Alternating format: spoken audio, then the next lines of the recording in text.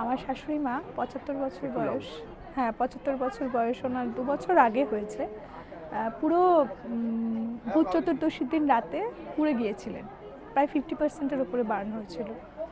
দেখছিলেন অনেক বড় ডাক্তার, ডক্টর গোলাস, কিন্তু উনি কিছু সিওরিটি দেননি যে কি হবে না হবে। সেই সময় শনিবার হয় ঘটনা, সোমবার শ্যামলীদি আমাদের বাড়ি গিয়েছিলেন, আমার সিনিয়র টিচার আমাদের স্কুলের। তো উনি শ্যামলীদি এখানে অনেক দিন ধরে আসেন, ওনার সূত্রে মঙ্গলবার আমরা এখানে আসি, ঠিক আছে। এবং সেই দিনই এখান থেকে বলে দেওয়া হয় যে কিছু হবে না, উনি সুস্থ হয়ে যাবেন। কিন্তু ডাক্তার থেকে শুরু করে যারাই দেখেছেন, আমরা যতবার গেছি, প্রত্যেকেই বলেছে এখন কিছু বলা যাবে না। ৭৫ বছর বয়স, 50, মানে পুরো শরীর ব্যান্ডেজ তার, এরকম অবস্থায় কিছুই বলা যাচ্ছে না। কিন্তু জানি না, এবং এখান থেকে আমাদের আরতির জন্য কিছু, মানে সন্ধ্যা আরতির জন্য কিছু জিনিস দেওয়া হয়। আমার ভীষণ বিশ্বাস ছিল।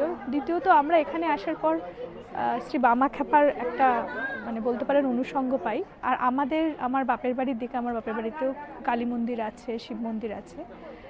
তো সেজন্য আমি আমাদের বামাখ্যাপার ওই সূত্র আর কি, আমি কোথাও একটা যেন মনে হয় যে মা আমায় ইঙ্গিত দিচ্ছেন যে আমি আছি, আমার ভরসা আছে।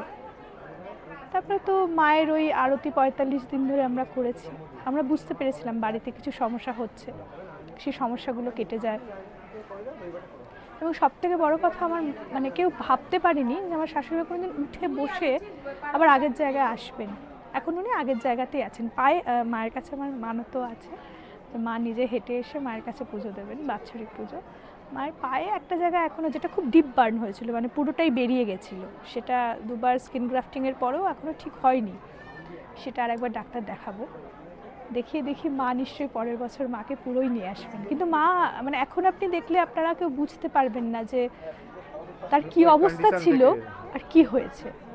এবং ডাক্তার তো অবশ্যই ভালো, সিএমআরআই যেখানে রেখেছিলাম সেটাও খুব ভালো জায়গা, কিন্তু প্রচুর মানুষ ওখান থেকে তো মারাও যায়, ঠিক আছে।